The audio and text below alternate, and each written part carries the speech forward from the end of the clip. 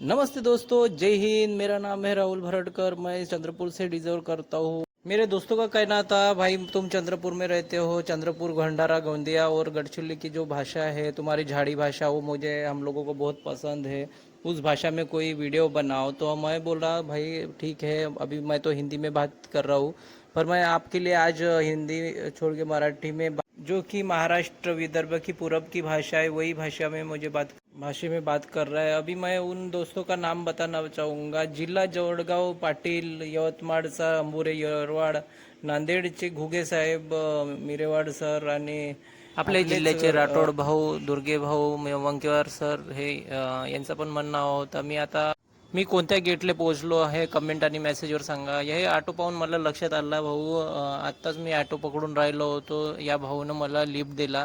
तो ऑटोवाल्याने जास्ती पैसे सांगितलं म्हणून असे चांगले लोक आपल्या सोबत ये बड़ी अच्छी बात कही आप। यावरून आपल्याला दिसते का देव देवळाच शोधण्यापेक्षा माणसातच असते भाऊ। आणि आता मी आलो झटपट नाल्याचे। काल मला आईच्या फोन आला होता। आईनं म्हणलं की घरी धान आहे तर थोडेसे खावापुरतं तांदूळ धरून घे ग म्हणून लवकर बोलवलं आहे मला फोन करून। आई आणि दादा मी गावावरून आले आहे। दादा म्हणजे माझे बाबाले मी दादा म्हणत असतो। आम्ही सर्वजण आम्ही घरी बाबाले दादाच म्हणतो। इकडे तपन बहुत आहे। इकडे सर्वजण आपले मुसके दुपट्टे बांधून चालले आहेत लोक। आणि मी महाकाली मंदिराच्या जवळ पोहोचलो। आता रेल्वे स्टेशन पोहोचलो मित्रांनो।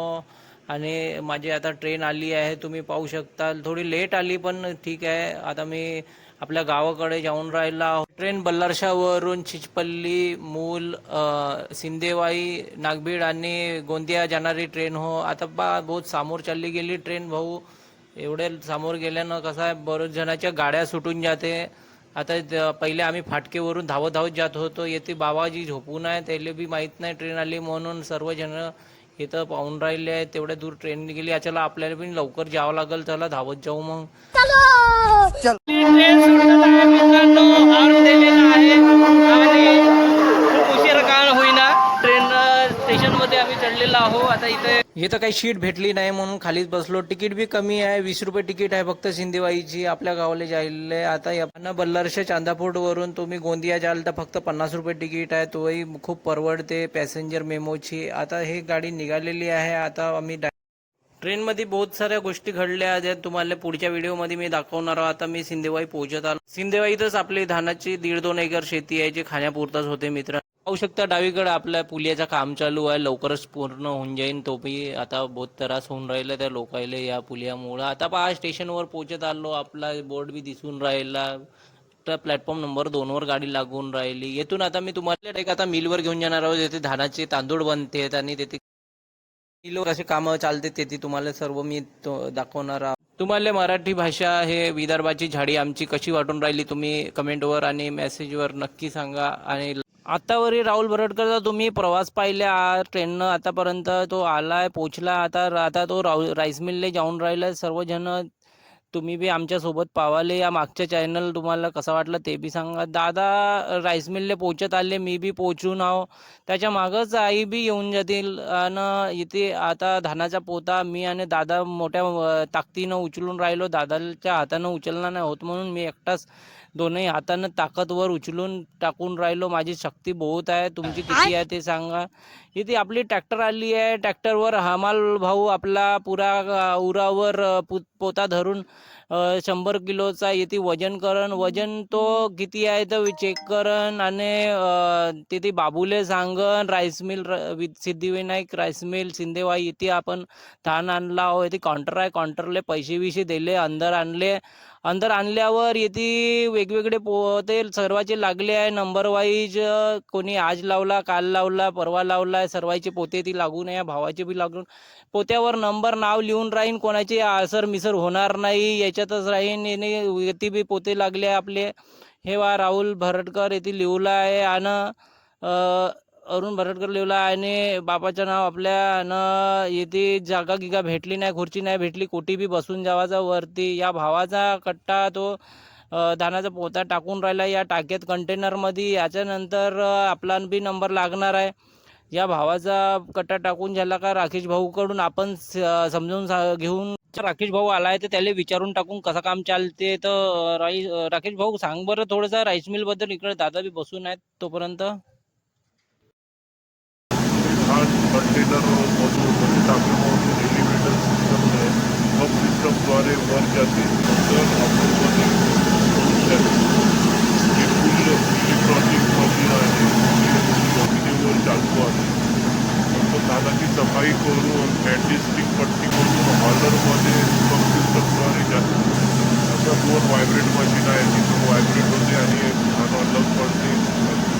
वॉलेटद्वारे निघालेले बाहेर धान ते पुन्हा प्रोसेसिंगला जाऊन तांदूळ बनवून येते. पॉलिश आपल्याला पाहिजे तशा पद्धतीने देऊ शकतो आणि आपल्याला नेते धान दिसून राहिले आहे. खाली पडताना मशीन बी आहे इलेक्ट्रॉनिक, पॉलिश केलेलं चांगलं राहील.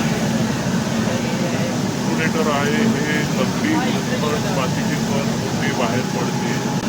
तर काउंटर किती तुम्हाला तांदूळ पाहिजे तशी पॉलिश करून आपण या व्हायब्रेट मशीनद्वारे कण्या आणि तांदूळ वेगवेगळ्या पडते, 2 पार्टमध्ये पडते. या भाऊले आता विचारून तांदूळ कोणते वे तुमचे भाऊ, तुमचे तांदूळ कोणते हो भाऊ? मोरा HFT श्रीराम असे 2200 धानाच्या जाती असते. तुम्ही कोणता तांदूळ खाता जरूर सांगा. मी भाऊ मशीन अचानक बंद पडली, हे कधी कधीच अशी होत असते, बंद वगैरे पडत नाही. तशी आज बंद पडली आहे, लवकरच चालू करणार म्हणते. आता हे मशीन चालू करायला राकेश भाऊ बी पाहून राहिले, तेथे टेक्निशियन जवळ काम करून राहिला आहे. इकडे बिना कामाचे लोक बी मस्त पाहून राहिले. टकले बाबाजी आपली पुरे ताकदीनं नट टाईट ढिले करून राहिले आहे.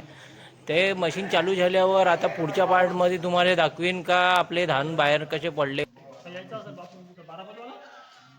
तांत्रिक बिघाड झाला होता, ते आता मशीन ठीक झालेली आहे. आता माझ्या घरचे लेडीज सिंगम म्हणजे माझी आई, ते बी मस्त केस बांधून तयार होत आहे. ते आई खूप काम करत राहते, दिवस रात्र काम करत राहते. दादा बी पेपर ठेवून आता आपला नंबर लागला म्हणून निघाले. आता आपण मोठ्या कट्ट्याले ताकदीनं उचलून टाकलो, किती ताकद आहे मित्रांनो आपल्या.